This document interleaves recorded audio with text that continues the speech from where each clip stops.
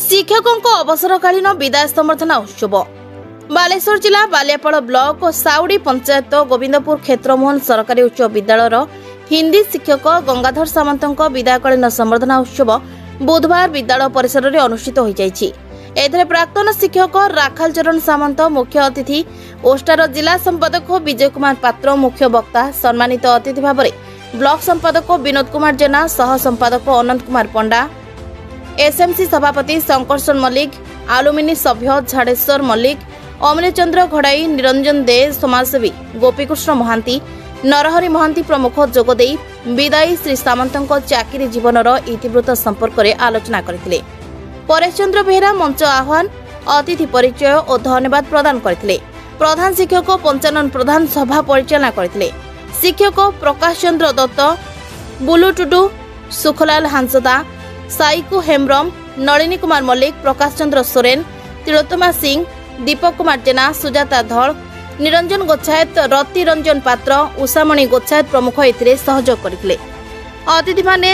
विदायी हिंदी शिक्षक श्री सामंत को उपायन और उपढोकन प्रदान करी विदाय संबर्धना जणाइथिले। मो परिवार जति प्रकृष्ण हेछि को सब किछि अनुष्ठान को देखि को किछि करि पारि अनुष्ठान करि पारि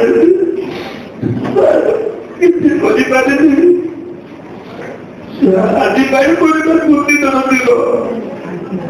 वो कुछ कवितारी पूरी सुनती आबे जेमती मो मोर लागो देखु हमर तो भाव जेमती कुछ देखा होती स्कूल ड्रेस कोने पड़ी आदि दिन के समय ये के पास कोन भी जाऊ के समय से कोई आज के दिन घरे रही गई एक प्रार्थना